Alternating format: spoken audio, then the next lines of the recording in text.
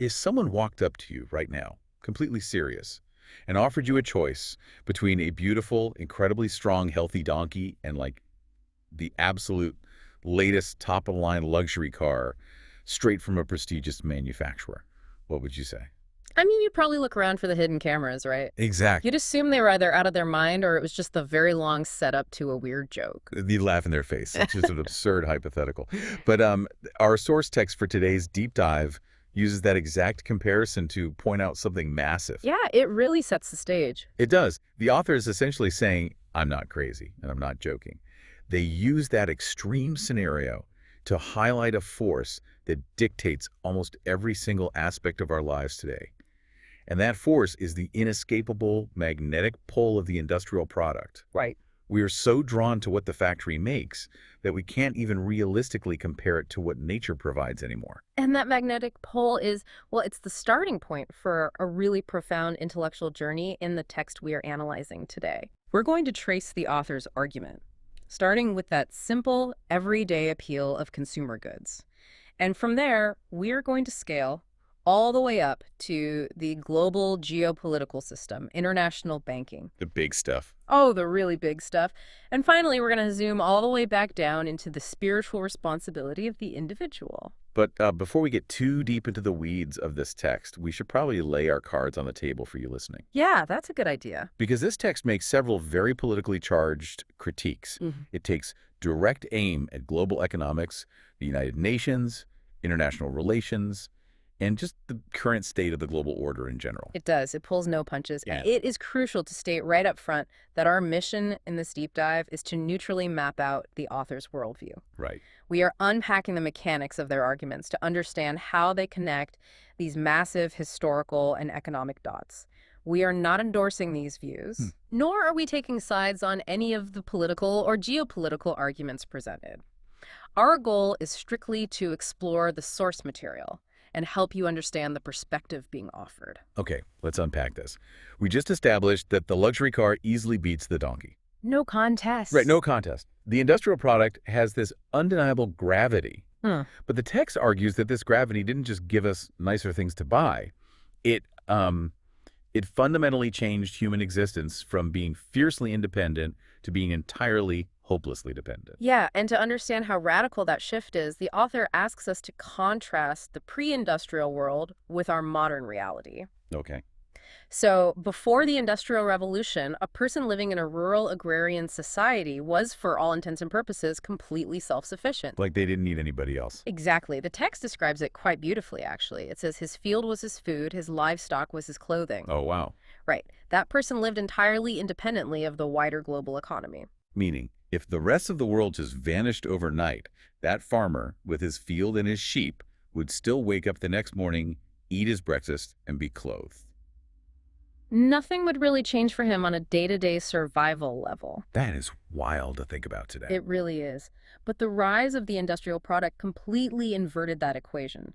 Factories required enormous amounts of raw materials, and that led to the aggressive extraction and depletion of those resources.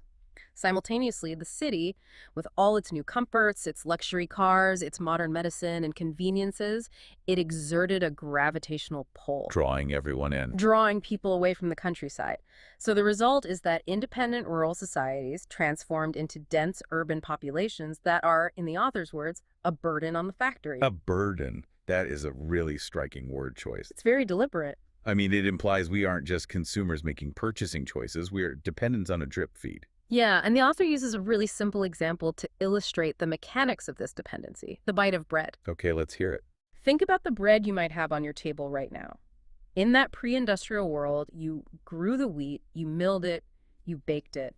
The entire supply chain was contained within your village. Or even just your own backyard. Exactly. But today, the text points out that the wheat in your bread was likely genetically developed in a laboratory in one country. Wow. Then it's planted and harvested using enormous complex tractors manufactured in a second country. Oh, I see where this is going. Yeah.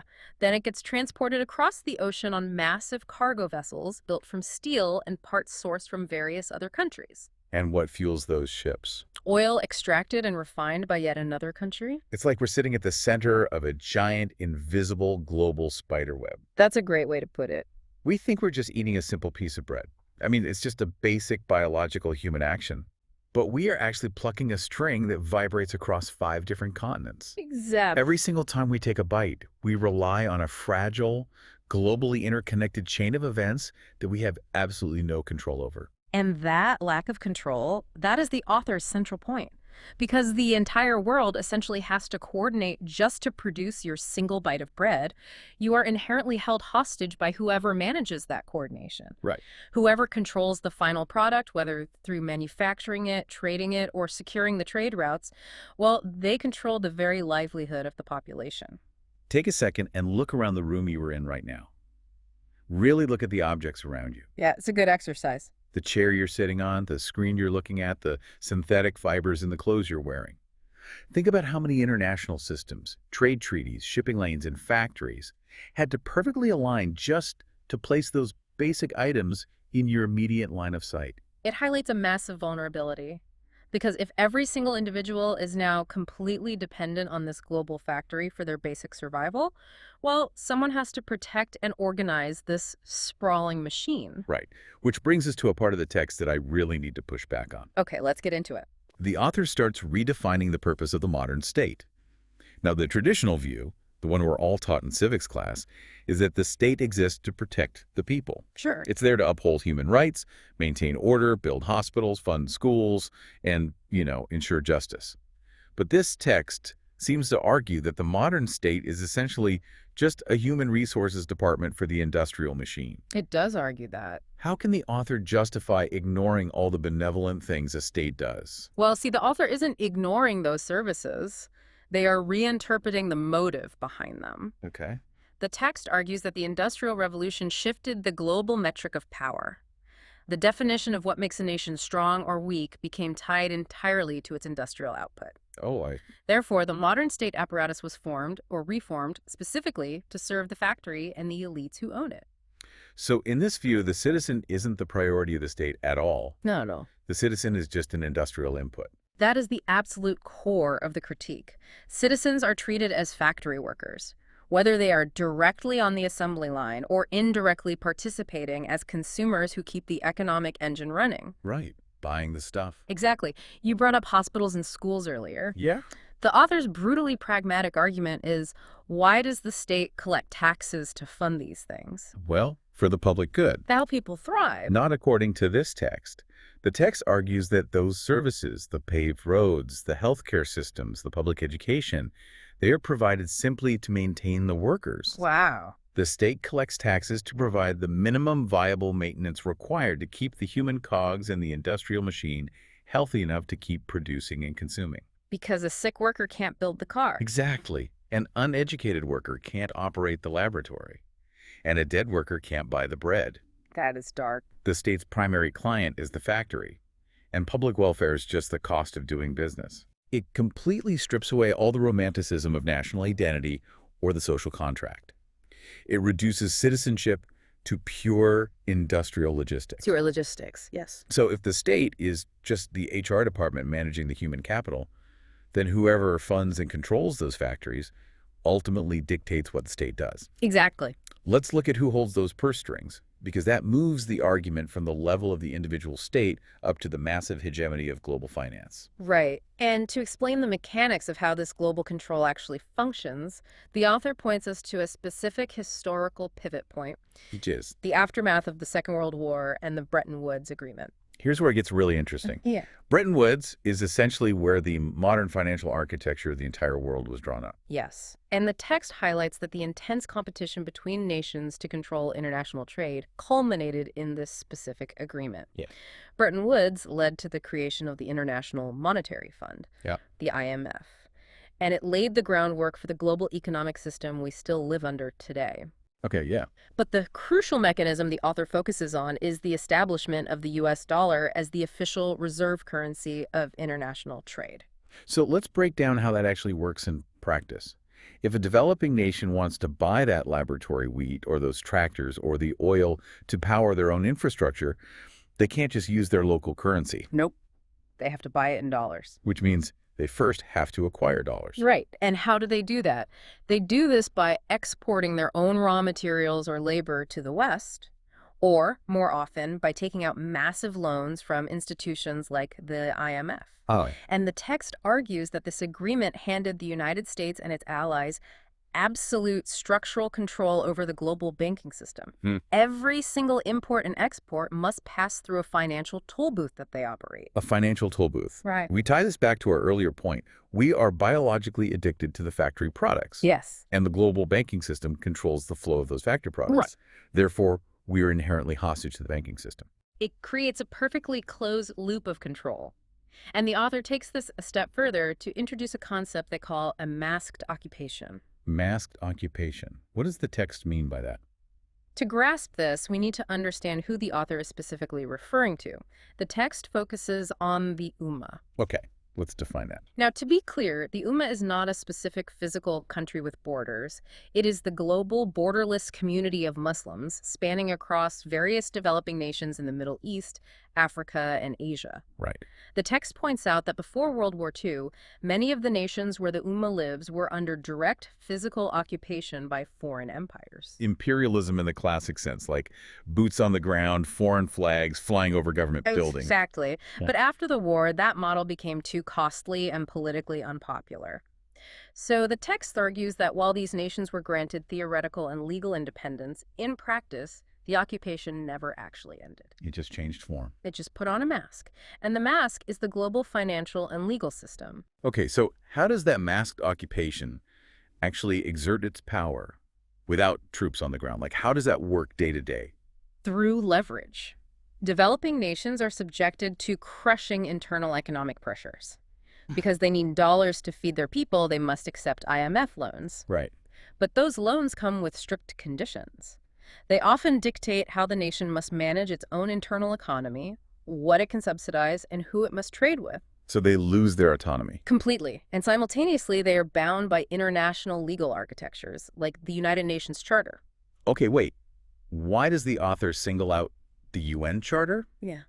Because usually the UN is viewed as a stabilizing force for international peace. Right, that's the common view. But the author views the UN Charter as an inherently rigged treaty because of the Security Council. Oh, the veto power. Exactly.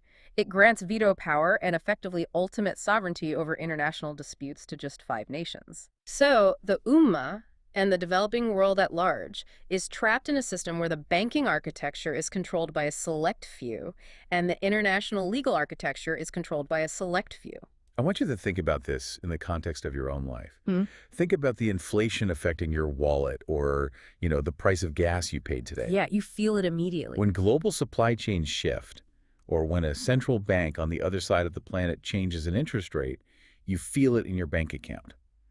That is the interconnected vulnerability the author is talking about. It is. Now imagine entire developing nations experiencing that vulnerability, but with the added pressure of foreign debt dictating their domestic policies. It is a profound sense of powerlessness. Which naturally leads to the next logical question. Okay. If you were a citizen living under this masked occupation, where your country can't even secure its daily bread without bowing to a global financial system rigged against you, Rev? you get angry. Of course you do. You want to protest. The natural human instinct is to demand change from your local leaders. You want to overthrow the current government and put someone in charge who will finally stand up to the IMF and the global elites. You would absolutely think so. Given this massive systemic critique, it seems like the perfect setup for a fiery call to political revolution. Right. Let's march on the Capitol. But the text takes a very unexpected turn here. Oh. The author argues that focusing your anger on local ruling regimes is completely missing the point. In fact, they call it political grandstanding. But wait, if the system is oppressive, why give the local politicians a pass? I mean, aren't they the ones signing the treaties and taking the loans? Well, the author isn't absolving local leaders of moral corruption. They're pointing out a harsh reality about their actual capacity to change anything. Okay. The text argues that the structural trap of the global economy is far too massive to be dismantled by simply swapping out a president or a king. Remember, this region was under direct foreign occupation long before these current regimes even existed. The structure was built around them, not by them. Okay, let's play that out, because it's a counterintuitive argument. Let's say I am a passionate anti-corruption political critic. I hold massive rallies, I point out all the flaws in the current regime, the people love me, and I win. Congratulations. Thank you. Day one in office, I have the mandate of the people. What happens when I try to change the system? On day one, you realize that your political mandate is completely useless against the mechanics of the global supply chain. Because I'm elected captain of a ship, but I find out the previous captain sold the ship's engine to a foreign bank. Oh, that's a perfect analogy. I can spin the steering wheel all I want, but I can't actually make the ship move. Exactly. The text lays out the brutal mechanism of this trap. The new leader cannot simply exit the global banking system. Right. If you try to declare financial independence, pull out of the IMF, or reject the dollar, what actually happens? You can no longer buy the lab-grown wheat. You can no longer buy the oil for your power plants. The author says that attempting this political rebellion would essentially mean placing a suffocating siege on your own people. You would literally starve them. Because the people are still biologically and psychologically dependent on the factory. Yes. If you cut off the factory, the people will likely rise up and overthrow you just to get their bread back. Exactly. The revolutionary leader gets into power and immediately realizes they desperately need the international community's recognition and trade just to survive the winter. So they're trapped. They are forced to play the exact same geopolitical game as the person they replaced. They will not be able to change a single structural reality they were previously criticizing. So what does this all mean? If the leaders are structurally trapped, the system is rigged from the UN down to the local bank, and political revolution changes absolutely nothing. I mean, isn't this incredibly bleak? It sounds like it, yeah. This sounds like an inescapable dystopian nightmare.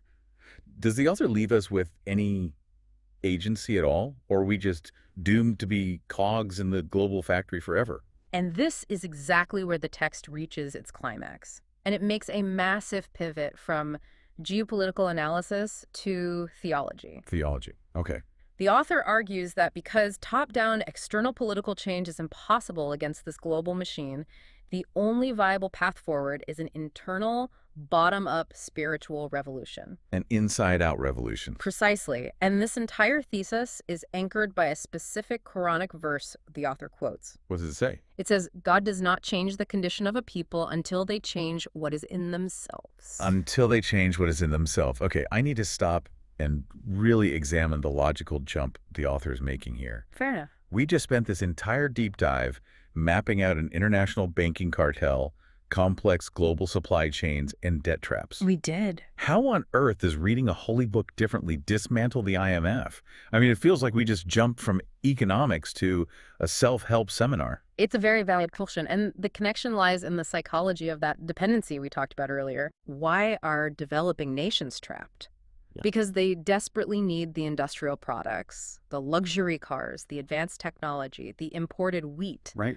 The author is arguing that if you are materially and psychologically addicted to the luxury of the factory, you will always be a slave to the people who own it. Ah.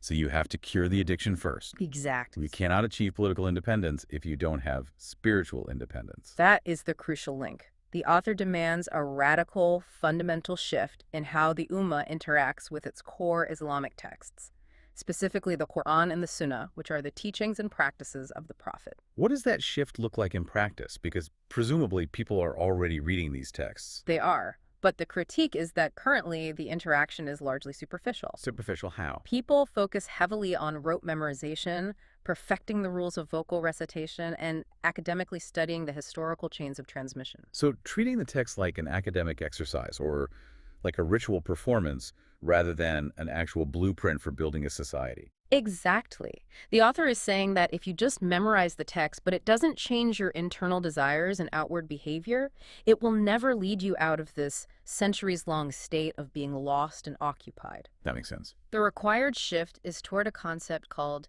tadabbur. Tadabbur. Let's define the mechanics of that. What does that actually mean? It translates roughly to deep active contemplation. It's reading the Qur'an with the specific, urgent intent of asking, what does my Lord want from me in this exact moment so that I can act upon it? Okay. It's a complete shift in priority. The author insists that practical application must come first, Memorization comes second. Prioritizing the action over the presentation. Yes, and the same goes for the Sunnah. The text insists that people must stop just studying the history of the Prophet as an academic subject and start treating him as a practical daily role model. Like asking, what would he do in this situation? Exactly. You have to actively try to emulate his leadership, his resilience, and his detachment from materialism in your everyday life. The author is incredibly firm on this point. Unless the Prophet becomes a practical, everyday guide for the individual, the society will never build the moral fortitude required to actually resist the global machine. I really want to emphasize how intense of a demand this is. Think about how often you or I blame the economy or corrupt politicians or the system for our lack of action or our feeling of being stuck in life. Oh, we do it all the time. We love having an external villain. It's much easier. But this text completely strips away that excuse. It points at the biggest, most villainous, insurmountable system imaginable, the global financial order. Yeah. And it says, yes, it's terrible, it's rigged, but that is not your excuse. That is the core, uncompromising message. The text explicitly states that this responsibility is both collective and, crucially, individual. The author writes, I am addressed and you are addressed. No one is allowed to point to the laziness or the failures of the wider society as an excuse for their own inaction. Wow. It's a staggering intellectual journey. Let's just briefly recap how far we've traveled in this deep dive. Let's do it. We started with that almost comical choice between a donkey and a luxury car. Right. From there, we uncovered how our basic piece of bread is actually a trap set by a globalized industrial spiderweb. We examined how the modern state shifted its purpose to merely manage the human resources for that factory, and how the Bretton Woods system and the UN essentially locked developing nations into a masked occupation through the leverage of the US dollar. We explored why trying to fight that system through local politics is a dead end, because a trapped leader can't free a trapped nation without starving them first. Exactly. And finally, we arrived at this profound conclusion, that the only true rebellion, the only way to break the masked occupation, is an internal individual change through active, practical contemplation of sacred texts. Tadabbur. It's a text that completely refuses to let the reader be a victim, even while explaining in painstaking detail exactly how victimized they are by the global order. And the source ends on a very confident, almost tantalizing note. The author claims that if people actually start reading the Qur'an to actively apply it, if they truly change what is in themselves, they will discover a fast track to development and prosperity. The fast track. And crucially, the author says this fast track is currently completely hidden from modern political and intellectual elites. It's a bold claim, leaving the discovery of that path entirely up to the reader's own active, personal engagement with the text. And that brings us to the end of our journey today. But before we go, I want to leave you with a final thought to mull over. Okay. We spent this entire time talking about massive, seemingly unbreakable global systems. International supply chains, banking cartels, the UN Security Council. Big, heavy stuff. But if we assume that every single one of those giant, intimidating structures is ultimately just made up of individual human beings, Right. how much of what we blindly accept as immutable geopolitical reality is actually just a direct reflection of our collective internal state? What if the ultimate blueprint for dismantling a rigged global machine isn't a new economic policy or a violent political revolution, but a fundamental shift in the human heart? That's powerful. Something to think about the next time you take a bite of bread. Thank you so much for joining us on this deep dive. We'll catch you on the next one.